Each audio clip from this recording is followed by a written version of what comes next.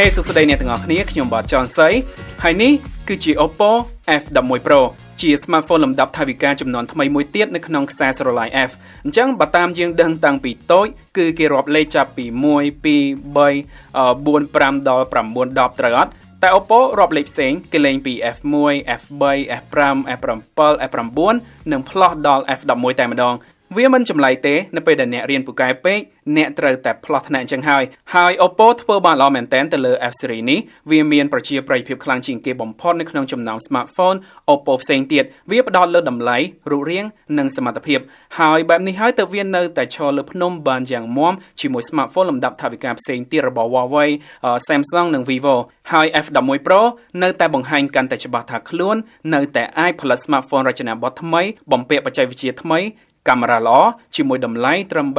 $339ប៉ុណ្ណោះខុសតែ micro USB មួយទេដែលមិនគួរកើតមានលើតួខ្លួនទូរស័ព្ទនេះឡើយព្រោះវាស្ទើរចំនួនទៅលើលក្ខណៈសម្បត្តិមួយចំនួនក៏ដូចជាការបើកប្រអប់ខ្ញុំបានធ្វើវីដេអូបង្ហាញរួចមកហើយសម្រាប់អ្នកដែលមិនទាន់បានមើលទេអាចចូលទៅមើលបានបើចង់ដឹងថាក្នុងប្រអប់មានអ្វីបន្ថែមមកខ្លះហើយវីដេអូហ្នឹងមានបរទេសគេចម្លងយកទៅផុសច្រើនមែនទែនជាពិសេសខាងឥណ្ឌាអរគុណដល់កងទ័ពកម្ពុជាទាំងអស់ដែលគាត់បានជួយផ្ដោតដំណឹងពីបញ្ហានេះមួយទៀតសម្រាប់អ្នកមើលតែមិនដែលសាប់នោះសូមចាប់ផ្ដើមអនុវត្តទៅសាប់ដាក់កណ្ដឹងទៅដើម្បីទទួលបានវីដេអូមុនគេអូខេទៅលើរូបរាងរបស់ F11 Pro យើងអាចមើលថាវាទទួលការវិវត្តបន្ថែមច្រើនលើរូបរាងរបស់ Find X ទាំងពណ៌ motor hood និងអេក្រង់លើកនេះ OPPO កាត់សក់ឆក់ចោលបានស្អាតមើលទៅពេញភ្នែកតែម្ដងហើយខ្នងខាងក្រោយក៏មានសភាពរលោងកោងមិនមានស្នាមក្រឡាដោយ F9 ទៀតនោះទេពីរពណ៌ដែលខ្ញុំទទួលបាននេះគឺ Thunder Black បែបស្វាយឈាមជ្រូកលីខ្មៅនិងមួយទៀតហៅថា Aurora Green ទឹកថ្នាំវាឃើញចាំងបែបបៃតងបន្តិចបែបខៀវបន្តិចនិងទឹកសមុទ្របន្តិចវាមើលទៅប្លែកម្យ៉ាងម្នាក់តែបើខ្ញុំជីកជាមួយពណ៌ Thunder Black នេះជាងវាមើលទៅសាមញ្ញនិងមិនងាយសាំភ្នែកសូមបញ្ជាក់ថាក្នុងខាងក្រោយនេះមិនមែនជាកញ្ចក់ទេវាជាជ័រស្រោបរលោងដែលមើលទៅដូចជាកញ្ចក់ហើយអ្នកគួរតែប្រើ case បន្ថែមព្រោះបើមិនប្រយ័ត្នទេវានឹងងាយឡើងស្នាមឆ្កូតតែទៅលើការចាប់កាន់ទាំងទម្ងន់និងស៊ុមលោហៈវាអាចផ្ដល់អារម្មណ៍មាំបន្ថែមបែប premium ទៅដល់បទពិសោធន៍ប្រើបែបស្និទ្ធបានក្រៅពីរុនដុតកាសប្រើ SIM បាន2ថែម memory card និង speaker មួយគ្រាប់ដែលលាន់ល្មមមួយ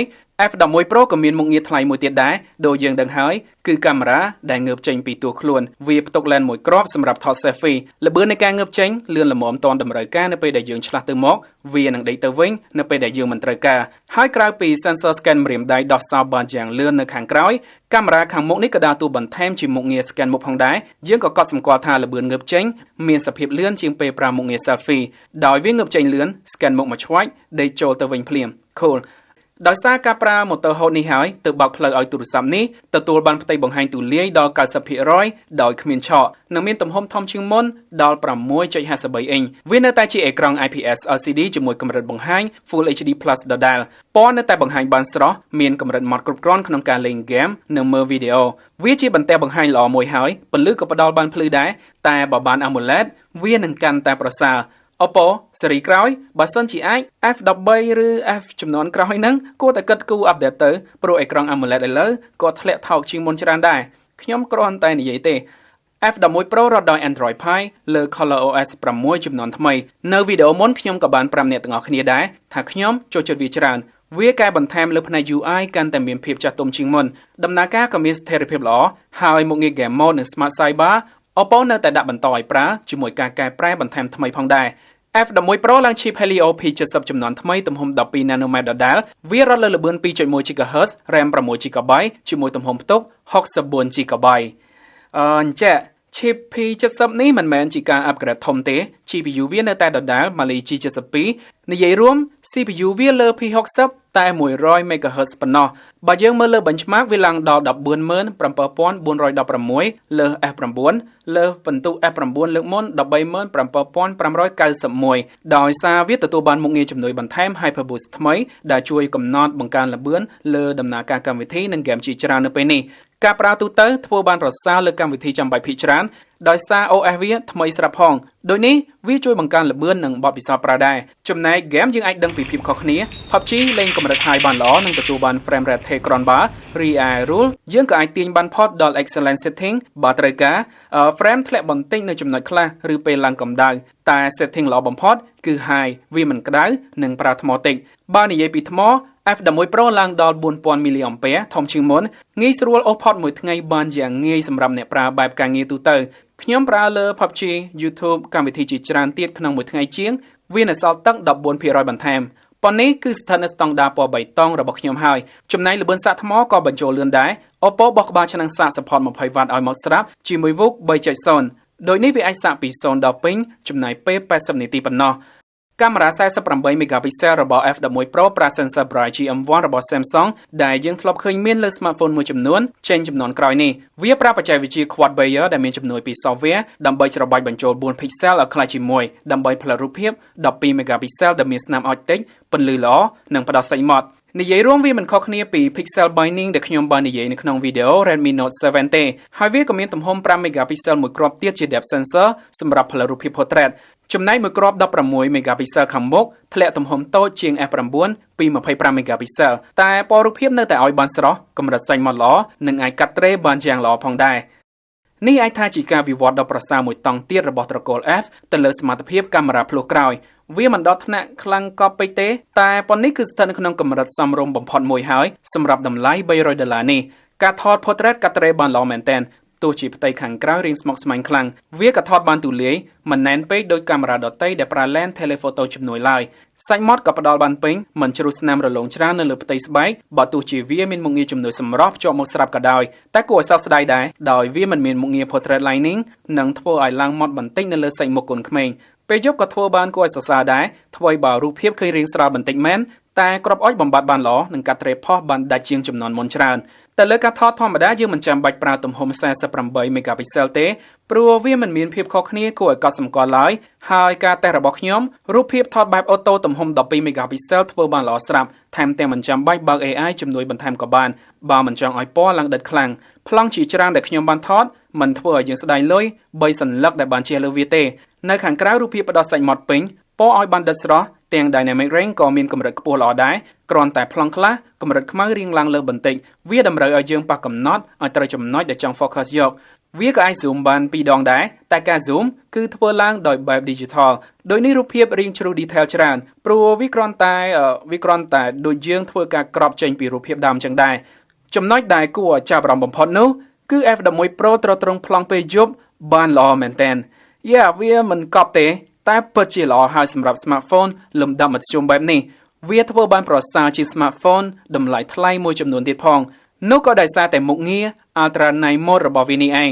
ដោយរាល់ដងវាតម្រូវឲ្យយើងកាន់ដៃនឹងបន្តិចរយៈពេលប្រមាណជា4សេកង់ការថតបែបធម្មតាវាធ្វើបានល្អល្មមស្រាប់ហើយទាំងពណ៌នៅស្រស់និងសាច់ម៉ត់គ្រាន់តែយើងនៅឃើញស្នាមអុចនិងទឹកគំនូរនៅកន្លែងងងឹតខ្លាំងតែនៅពេលយើងបើក Night Modeរឿងនឹងកាន់តែគួរឲ្យចាប់អារម្មណ៍ជាងនេះធ្វើអញ្ចឹងដើម្បីផលិតរូបភាពភ្លឺដែល lens ធម្មតាមិនបង្ហាញបានអស់ដូចនេះប្លង់នេះការថតធម្មតានៅឃើញស្នាមអុចនិងរាងងងឹតហើយនេះថតចេញពី 10s Max ហើយនេះថតចេញពី Night Mode របស់ F11 Pro មិនបាច់ខ្ញុំនិយាយបន្ថែមទេអ្នកទាំងអស់គ្នាអាចកាត់យល់ដោយភ្នែកខ្លួនឯងបានយើងអាចឃើញអាគារនៅខាងក្រោយស្នាមអុចក៏បំបត្តិបានយ៉ាងល្អនិងផ្ដល់ភាពស្រស់ដល់ប្លង់ទាំងមូលតែម្ដងតែសូមបញ្ជាក់ម្ដងទៀតដើម្បីទាញលទ្ធផលបែបនេះចេញវាទាមទារឲ្យយើងរក្សាលំនឹងដៃបន្ថែមទើបទទួលបានរូបភាពដែលមិនមានស្នាមរង្គើមិនខុសពីការថតនៅ mode លើ smartphone ដទៃទេវាត្រូវការប្លង់ដែលគ្មានមនុស្សដើរទៅមកច្រើនឬកន្លែងដែលមិនមានចរាចរណ៍ច្រើនវីដេអូលើនេះក៏ទប់លំនឹងបានល្អដែរបានថេមែនតើតែគួរឲ្យសោកស្ដាយវាអាចធ្វើបានត្រឹម1080ប៉ុណ្ណោះបើទោះជា chip P70 នេះអាចទ្រទ្រង់ដល់ 4K ក៏ដោយសង្ឃឹមថា OPPO នឹងអាប់ដេតឲ្យឡើងទៅ 4K បាននៅពេលខាងមុខចុះសង្ឃឹមចឹងចុះសរុបមកអញ្ចឹងអ្វីដែល OPPO ធ្វើលើការបង្កើត F11 Pro លើកនេះអាចនិយាយបានថាជាការវាយលុកដែលរក្សាលំនឹងមិនឲ្យខូចកេរ្តិ៍ឈ្មោះត្រកូល F នោះទេសាកស្រមៃថាបើ smartphone នេះចេញនៅឆ្នាំមុននិងក្រុមហ៊ុនផ្សេងជាអ្នកធ្វើវិញនោះតម្លៃនឹងមិនតិចជាង$400ឡើយសម្រាប់ខ្ញុំការកំណត់តម្លៃត្រឹម$339របស់ OPPO នេះគឺស្ថិតនៅចន្លោះដ៏សមរម្យមួយព្រោះ F11 Pro មានអេក្រង់លាតពេញរូបរាងបែប premium កាមេរ៉ាងើបចេញពីទូខ្លួនល្បឿនលឿនជាមួយមុខងារថតបានភ្លឺថ្មធំដែលសាកចូលបានលឿននិងរត់លើ Android Pie ក្នុង Color OS ចំនួនថ្មីហើយកម្លាំងម៉ាស៊ីនក៏ខ្លាំងល្មមគ្រប់គ្រាន់សម្រាប់អ្នកប្រើទូទៅផងដែរជាពិសេសវាមានតម្លៃទាបជាង A17 Pro ទៅទៀតតែការគ្មាន NFC និង Micro USB នៅតែជាកន្លែងដែលខ្ញុំទៅភ្នែកវាពិតជាមិនគួរកើតមានឡើងលើ smartphone នេះទេ យ៉ាងណាក៏ដោយដូចនេះវាមិនពិបាកសម្រាប់ចិត្តទេសម្រាប់អ្នកដែលគាត់តែងតែនិយម smartphone Oppo ឬកំពុងប្រើ F7 ឬ F9 ឡើងស៊េរីមក F11 Pro នេះសំខាន់ទៅលើទឹកលុយក្នុងដៃរបស់អ្នកផ្ទាល់តែប៉ុណ្ណឹងអរគុណអ្នកទាំងអស់គ្នាសម្រាប់ការមើលវីដេអូនេះតើអ្នកគិតយ៉ាងណាទៅលើ F11 Pro ជីកឬក៏មិនជីកកុំភ្លេចចុច like Sub និង Share ផងហើយខ្ញុំនឹងជួបអ្នកទាំងអស់គ្នានៅវីដេអូក្រោយទៀត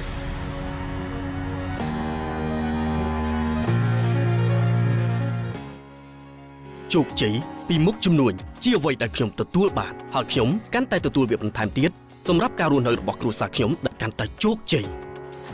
រាល់សេវាកម្មខ្ញុំបានបំពេញយ៉ាងល្អសម្រាប់អតិថិជនរបស់ខ្ញុំហើយខ្ញុំក៏កាន់តែបំពេញយ៉ាងល្អឥតខ្ចោះថែមទៀតសម្រាប់សកម្មភាពប្រចាំថ្ងៃនៃការរស់នៅរបស់ខ្ញុំ